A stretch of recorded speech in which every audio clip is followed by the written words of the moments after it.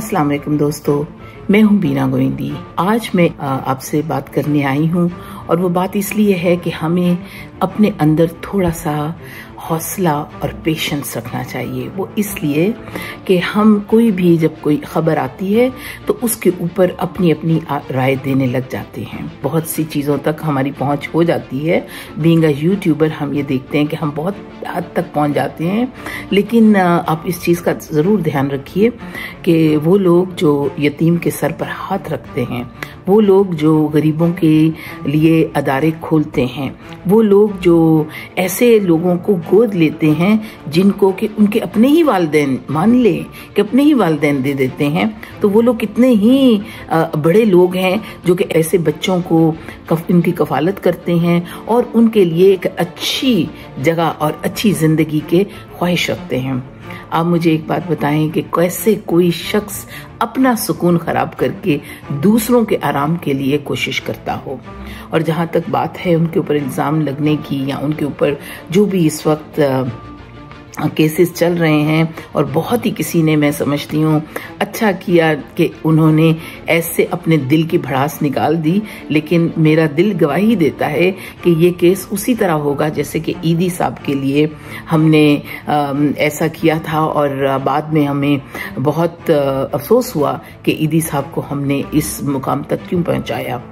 तो हमें ख्याल रखना चाहिए कि इस तरह अगर हम उन बच्चियों को या उन बच्चों को जिनके वालिदैन भी उन्हें एक्सेप्ट नहीं करते, या जो ऑर्फन होते हैं यानी बेऔलाद जो लोग हैं, अगर उनको मिल जाते हैं वो बच्चे, तो वो क्या बुरी बात है। आप उनके दर्द को नहीं जानते जिनके यहाँ बच्चा नहीं होता। आप ये भी देखिए कि वो बच्चा जो है जब एक ऐसे वालिदैन के पास जाता है तो उसकी जिंदगी बन जाती है।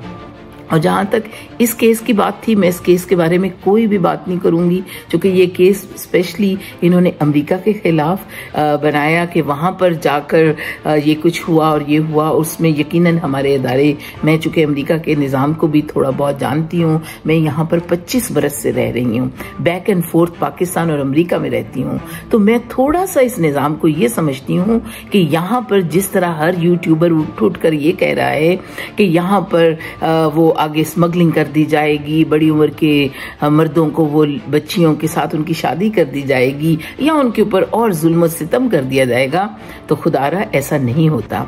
जो अमेरिका का निज़ाम है, यहाँ पर कोई भी बच्चा आपकी अपनी औलाद भी अगर स्कूल में जाकर शिकायत करती है या स्कूल से बाहर भी कहीं शिकायत करती है तो उसको एक्सेप्ट किया जाता है। तो ये आप इस चीज का तो ध्यान खत्म कर दें। बल्कि मैं समझती हूँ कि वो बच्चे जो अमेरिका आ जाते हैं वो एक हद तक सिक्योर हो जाते हैं।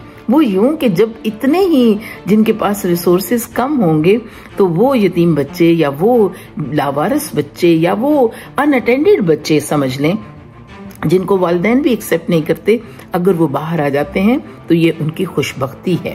तो इनको, और बाहर भी अमेरिका जैसे मुल्क में अगर आ जाते हैं जहां कानून की बहुत ज्यादा पासदारी है और यहाँ पर बहुत सख्ती है, तो इसलिए इस चीज का तो हमारे दिल के अंदर से तमाम खौफ खत्म कर देने चाहिए। और जहां तक अब बाकी निज़ाम को उन्होंने देखना है, जो भी अदालती निज़ाम को, वो एक अलग बात है। लेकिन यकीन माने कि सारम बर्नी हो जाए या अब्दुल सत्तार ईदी, ये लोग वो लोग हैं जो हमारे हीरो हैं। वो भला उनसे कोई कोताही हो गई हो, लेकिन यकीन मानिए कि ये बहुत भला काम कर रहे हैं और ये भला काम करते रहेंगे। और हमें अपने अंदर इरादा रखना चाहिए कि ऐसे लोग हमारे माशरों में जन्म लेते रहें जो इस तरह बढ़कर गरीबों का बारे में सोचते रहें और ऐसे नादार बच्चों को मदद के लिए आगे उनके मौके पैदा करते रहें।